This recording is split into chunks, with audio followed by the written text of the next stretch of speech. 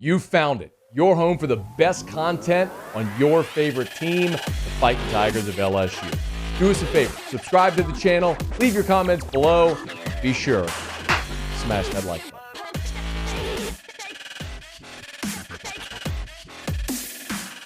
Hey, I want to start. We'll talk about the practices and everything that's going on there, but I want to start with an update on a really scary story many might have heard by now.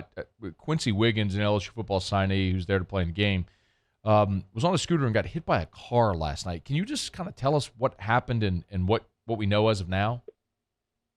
Yeah, so this happened, I guess yesterday was Thursday, so this happened late Wednesday night. I was at the Thursday West practice. There was no Quency Wiggins, which certainly, he has been a top performer all throughout the week, so someone we've been watching. Saw the video of what happened. From what I saw, I did not witness it in person, but from the video evidence, it looked like he was riding a scooter without a helmet. It was a red light. A car went through, hit him. He went airborne. He did a complete tumble in the air, hit the street.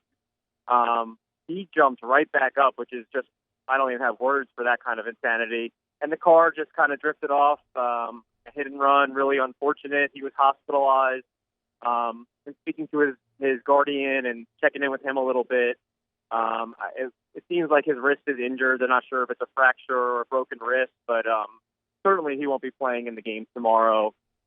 He's got a bump on his head. It looks like he was hit pretty hard, but according to Quency, all things have been positive. He's in great spirits, and that's a great thing. And it doesn't seem like after a really severe hit that he's in too much trouble, or from an injury perspective. So that's the good news. We're going to choose not to show the video for those who are watching us here. If you want to find it, you can find it. But I'm just going to make that editorial decision not to show the video. But you can find it. It was captured on a TikTok.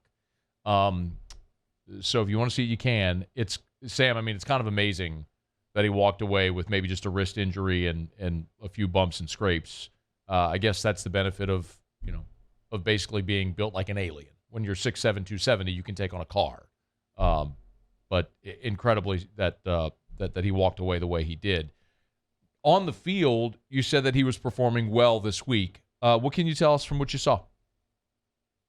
Yeah, and honestly, the fact that he says he was fine within hours later, you're right, it's astonishing because I think that would kill or severely injure most human beings. And at 6'7", 270, and you're built like Iron Man, he's lucky for that. He's been absolutely phenomenal this week. Quency, the thing about Quency, and I get to tell everyone, is he's just wrapping up his second year of football. He's a converted basketball player. In his first year, he obviously led Madison Prep to a state title.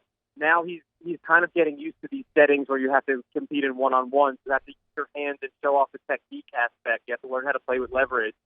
And this is not his first go-around. He's been doing this now, like I said, for almost 2 years. And he's been shining against some of the best tackles in the country.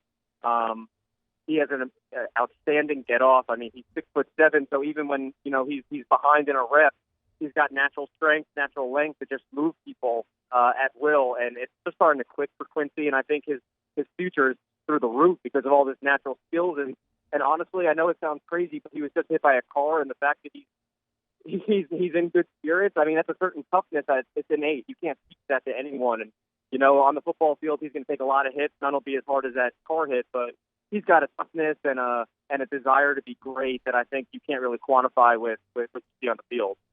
Sam Spiegelman is our guest, national recruiting analyst from Rivals. Aside from Wiggins, are there any other LSU signees or commits that are playing in this game?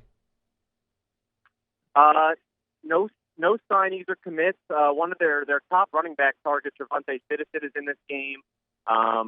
Obviously from Lake Charles College Prep there, and he's again a top target. What we're seeing, Trevor Etienne is playing in the game. Obviously, he's a target of LSU, and he'll be committing tomorrow. But Trevante, for LSU fans, should certainly be paying attention. He's the number one running back in the state in a really good running back crop for 2022. Obviously, Le'Veon Moss from Baton Rouge already signed with the Aggies in their number one class. But Trevor Etienne and really Trevante Citizen has been the number one target for Frank Wilson and Brian Kelly since they've arrived at LSU. Frank Wilson, obviously being the head coach at McNeese State for the last couple of years, is very familiar with Travante and the whole program over there at LTCP. And I can assure you he is at the top of their board, and running back is a position they're going to go hard to close for in February. A couple more here for Sam Spiegelman. He's out there in San Antonio for the All-American Bowl, which will be played tomorrow, by the way. Sam, one other thought just on Brian Kelly and the class that he's put together, now looking at it from a national perspective. We talked about him going for quality over quantity in the early signing period. How would you rate the class as it stands now and what the potential is in February to finish? It was such a crazy December. I don't think I need to tell you. You're very aware of this. Right. The fact that, in the beginning of December, you have all these major coaching changes, and a lot of these kids are wrapping up their final visits, and you have this major change of scenery among some of the most prominent programs. And to still sign Walker Howard, who's a 5-star quarterback and a legacy that was looking elsewhere, to sign Will Campbell, who is one of the best linemen the state has ever seen, and probably the best offensive lineman since Cam Robinson, who obviously we know did not go to LSU. And you start looking around, you get some other pieces like with Terrence Felsh, who's a quality piece. But Walker and Will Campbell were major targets. They're probably not going to sign a full class this year. I don't know if all the Power 5 teams are going to be going for 25-man classes anymore. So they're looking for a 15 or so man class. Keeping Will and Walker in the class was absolutely necessary. Those are foundational pieces for your future. If they can close, Quency Wiggins, excuse me for forgetting about him, that was their number one defensive target on the board.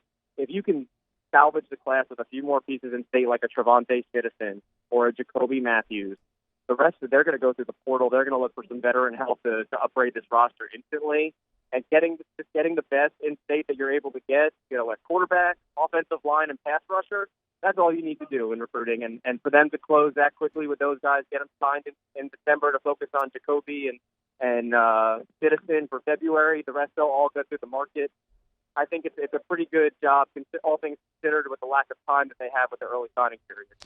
He's on Twitter at Sam Spiegs. He's there in San Antonio for the All-America Bowl, which we played tomorrow. Thanks for the update on Quency Wiggins. Thanks for the time, man. I know it's busy over there, so thanks for carving out some time, man. We appreciate you.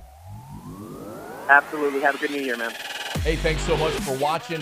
Please leave your comments. I love to interact, and be sure to hit the red subscribe button below.